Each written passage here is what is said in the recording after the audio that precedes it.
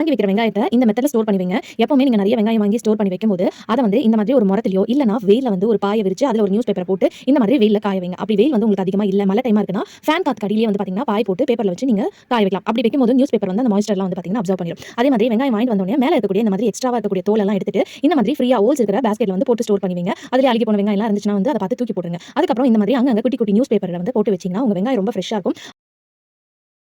அளவுக்கு இந்த மாதிரி ரொம்ப போட்டு ரொப்பாதீங்க. சோ கொஞ்சம் கொஞ்சமா வந்து ஒரு 2, 3 பாஸ்கெட்டா கூட நீங்க போட்டு வச்சுக்கலாம். சோ ஒண்ணு வந்து இந்த மாதிரி நியூஸ் பேப்பர் பால்ஸ் மாதிரி பண்ணி போட்டு வைங்க. அப்படி இல்லனா இந்த மாதிரி நல்லா காத்து ஓட்டமா இருக்கிற அந்த கொஞ்சம் ஹோல்ஸ் இருக்கிற அந்த மாதிரி பாஸ்கெட் எடுத்துட்டு நியூஸ் பேப்பர் கீழ போட்டுட்டு ஒரு லேயர்ல வந்து வெங்காயம் போட்டுட்டு அதுக்கு மேல ஒரு நியூஸ் பேப்பர் இந்த மாதிரி வச்சுட்டு அதுக்கு மேலயும் போட்டு வைங்க. நம்ம ஃப்ரூட்ஸ்லாம் வாங்குனோம்னா இந்த மாதிரி தான் வந்து பாத்தீங்கன்னா கடையில வந்து ஸ்டோர் பண்ணி வைப்பாங்க. சோ இந்த மாதிரி வைக்கும்போது ஒண்ணோட ஒண்ணு வந்து பாத்தீங்கன்னா மேல இருக்காது. சோ தனித்தனியா வைக்கணும். கிட்டத்தட்ட இடுக்கமெல்லாம் வைக்காதபடி நம்ம தனித்தனியா வைங்க. அந்த மாதிரி வைக்கும்போது அதுல இருக்கக்கூடிய மாய்ஸ்சர்லாம் நியூஸ் பேப்பர் அப்சர்வ் பண்றனால உங்களுக்கு ஃப்ரெஷ்ஷா இருக்கும். அதே மாதிரி இந்த மாதிரி கவுண்டர் டாப்ல வந்து கொட்டி வச்சுருங்க ஒரு ஓரமா. அது வராம இருக்கிறதுக்கு இந்த மாதிரி நியூஸ் பேப்பர் வந்து 2 சைடும் ஃபோல்ட் பண்ணி வச்சுருங்க. சரி மேல மேல போடாம தனித்தனியா அந்த மாதிரி வச்சுருங்க. இந்த மாதிரி வைக்கும்போது நல்லா காத்தோட்டமா இருக்கனால உங்க வெங்காயம் வந்து அவ்வளவு சீக்கிரம் அழுகி போகாம ரொம்ப ஃப்ரெஷ்ஷா இருக்கும். இதே மெத்தட்ல நீங்க பூண்டு கூட ஸ்டோர் பண்ணலாம்.